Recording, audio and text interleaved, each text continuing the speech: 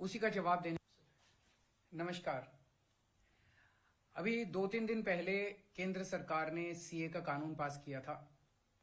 कल मैंने एक प्रेस कॉन्फ्रेंस करके ये समझाया कि सीए कैसे देश के लिए बेहद खतरनाक कानून है और इसे वापस लिया जाना चाहिए। आज सुबह माननीय गृह मंत्री श्री अमित शाह जी ने, जो कल मैंने प्रेस कॉन्फ्रेंस की थी, उसके ऊपर उन्होंने बयान जारी किया है। उसी का जवाब देने के लिए मैं आज आपसे मुखातिब हो रहा हूं। मैंने उनका बयान सुना, माननीय गृह मंत्री जी का। अपने पूरे बयान में जो प्रश्न मैंने कल उठाए थे, उसका किसी भी एक भी प्रश्न का उन्होंने जवाब नहीं दिया। उन्होंने केवल मुझे गाली गलौज किया है, केजरीवाल भ्रष्ट है, केजरीवाल ये है, केजरीवाल ऐसा है, केजरीवाल वैसा है। मुझे छोड़ दीजिए, मैं इंपॉर्टेंट नहीं हूं, देश इंपॉर्टेंट है। देश के 140 करोड़ लोग इंपॉर्टेंट हैं, उनकी बात करते हैं। मैं आपसे पूछना चाहता हूं कि आज हम पूरा देश मिलके, सारी सरकारें मिलके अपने देश के बच्चों को रोजगार देने में असमर्थ हैं। जो इतनी भारी संख्या में बाहर से आप पाकिस्तान, बांग्लादेश के लोगों को हमारे देश में लाके बसाना चाहते हो, उनको नौकरियां कहां से दोगे? उनके लिए नौकरियां कहां से आएंगी? पहले अपने बच्चों के लिए तो नौकरी का इंतजाम कर लो।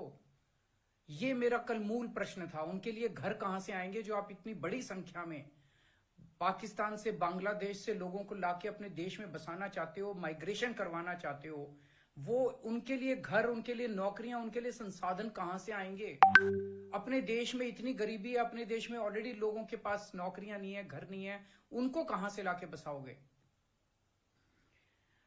आजादी के बाद काफी बड़े स्तर के ऊपर माइग्रेशन हुआ था।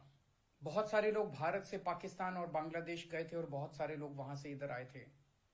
अब जो ये माइग्रेशन इस सीए की वजह से होने वाला है, ये उससे कहीं ज्यादा बड़ा माइग्रेशन होने वाला है। पाकिस्तान, बांग्लादेश, अफगानिस्तान, इनका कहना है कि सीए के तहत इनके अल्पसंख्यक जो हैं, वो अगर भारत में आके रहना चाहेंगे तो उन्हें उस बात की मंजूरी दी जाएगी, उन्हें हमारे भारत की नागरिकता दे दी जाएगी।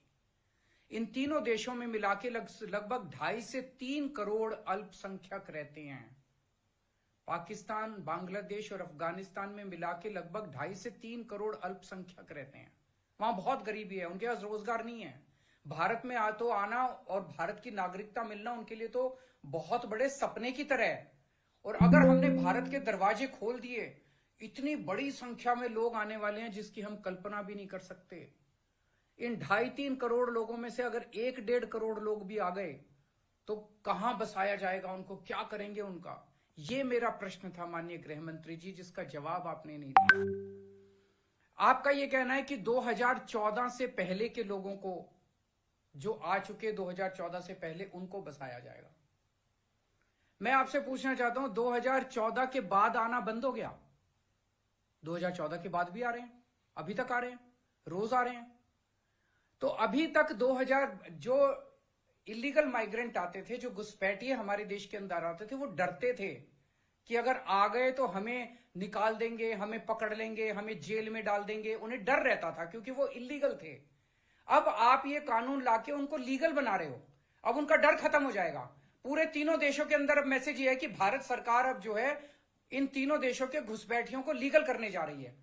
तो ये 2014, आज आप 2014 वालों की बात कर रहे हो, कल आप 2019 के पहले वालों की बात करोगे, फिर ये डेट एक्सटेंड करके 2024 कर दोगे, क्योंकि घुसपैठिए तो आ ही रहे हैं। आपने रोहिंग्यों की बात की, ये तो आप ही के टाइम में आए थे, ये तो 2014 के बाद आए हैं सारे रोहिंग्ये। कैसे आए ये? आपकी मिली भगत से आए कि आपकी नाकामी की वजह से आए? पूरे देश में कहां कहां आपने रोहिंग्यों को बसा रखा है? कैसे आए? जो इतने एक तरह से दरवाजा जो खोल रहे हो, इनको जो लीगल बना रहे हो, ये देश के लिए बहुत खतरनाक है। और इतनी भारी संख्या में इसके बाद घुसपैठिए आने वाले हैं जिसकी हम कल्पना भी नहीं कर सकते। आज जो 2014 के पहले भी आए थे, हमारे देश के अंदर उनके अधिकार नहीं है। आप उनको नागरिकता देके अब सरकारी नौकरियों दी जाएंगी उनको। पाकिस्तान से आए हुए घुसपैठियों को हमारे देश के अंदर अब सरकारी नौकरियां दोगे आप, उनको उनके राशन कार्ड बनाएंगे हम लोग। आज दिल्ली के अंदर 72 लाख लोगों के राशन कार्ड हैं, वो कम पड़ते हैं। हम बार बार केंद्र सरकार को लिखते हैं, भाई हमारे दिल्ली के अंदर गरीब ज्यादा है, राशन कार्ड बढ़ाने की इजाजत दो। उनके राशन कार्ड बढ़ाने की इजाजत नहीं देते और पाकिस्तान से लाके उनके राशन कार्ड बनाओगे आप, पाकिस्तान और बांग्लादेश के लोगों के। ये तो सही नहीं है। हमारे देश के लोगों के अधिकार मार के आप उनके लोगों को अधिकार दे रहे हो। सरकारी पैसा हमारा पैसा है।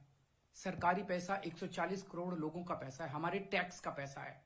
पाकिस्तानियों ने टैक्स नहीं दिया, बांग्लादेश के लोगों ने टैक्स नहीं दिया, इस देश के लोगों ने टैक्स दिया। इस देश के लोगों के टैक्स का पैसा आप पाकिस्तान और बांग्लादेश के लोगों को यहां लाके उनको बसाने में खर्च करना चाहते हो। यह मंजूर नहीं है इस देश के लोगों को। कृपया इसको, मैं पूरी विनम्रता के साथ बोल रहा हूं कि कृपया इसको समझने की कोशिश कीजिए। और मैं देश के लोगों से जानना चाहता हूं, आपसे जानना चाहता हूं, जो ये मेरी प्रेस कॉन्फ्रेंस सुन रहे हैं और ये वीडियो देख रहे हैं, मैं आपसे जानना चाहता हूं, अगर आपके घर के सामने सड़क के उस पार पाकिस्तान से आए हुए लोगों की झुग्गियां बसा दी गई, क्या ये आपको मंजूर होगा? कौन लोग हैं जो ये पाकिस्तान से आ गए? कौन लोग हैं जो ये बांग्लादेश से आ गए? क्या आपकी बहू बेटियां सुरक्षित होंगी? अगर वहां पे आए हुए लोगों को बसा दिया गया, पाकिस्तान के लोगों को पूरे देश के अंदर जगह जगह बसा दिया गया, क्या आपको ये मंजूर होगा? क्या आप अपने आप को उनके बीच में सुरक्षित महसूस करोगे? और कौन होंगे ये लोग? क्या देश सुरक्षित होगा? पता नहीं कैसे लोगों को पाकिस्तान ही भेज देगा, बहुत सारे लोगों को हमारे देश के अंदर। क्या हमारा देश सुरक्षित होगा? चारों तरफ कानून व्यवस्था की समस्या नहीं पैदा हो जाएगी? इसी को लेकर मैं चिंतित हूं। माननीय गृह मंत्री जी, मेरी बात को अन्यथा मत लीजिए, मेरी बात को समझने की कोशिश कीजिए। और हम दूसरे देशों से क्यों नहीं सीखते? कनाडा का हाल देख लीजिए, क्या हो गया। विकसित देश होता था, उसने अपने दरवाजे खोले, पूरी दुनिया भर से लोग आ गए और अब वो माइग्रेशन बंद कर रहे हैं। लंदन, इसका यूके का हाल देख लीजिए, क्या हो गया। पूरे दुनिया के अंदर आज सारे देश बाहर से आने वाले इमिग्रेंट्स को रोकते हैं और आप दरवाजे खोल रहे हो सबके लिए कि सारे दुनिया के गरीब यहाँ, पाकिस्तान, बांग्लादेश के गरीब सारे आके यहां बस जाएं। हमारे गरीबों की चिंता फिर कौन करेगा?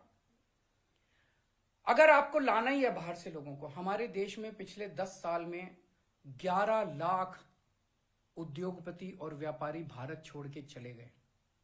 केंद्र सरकार की, भाजपा सरकार की नीतियों की वजह से, उनके अत्याचार की वजह से। अगर लाना है तो इनको वापस लेके आइए। ये हमारे ही देश के लोग हैं, ये भी भारत के लोग हैं। ये 11 लाख लोग देश को छोड़ के चले गए, ये वापस आएंगे। ये अमीर लोग हैं, इनके पास पैसा है। ये आएंगे, फैक्ट्री लगाएंगे, दुकानें खोलेंगे, व्यापार करेंगे, लाखों बच्चों को रोजगार देंगे। इनको लेके आइए ना, पूरा देश आपका साथ देगा। पर पाकिस्तानियों को और बांग्लादेशियों को हमारे देश के अंदर लाके अगर आप बसाएंगे, ये देश को मंजूर नहीं है। नमस्कार।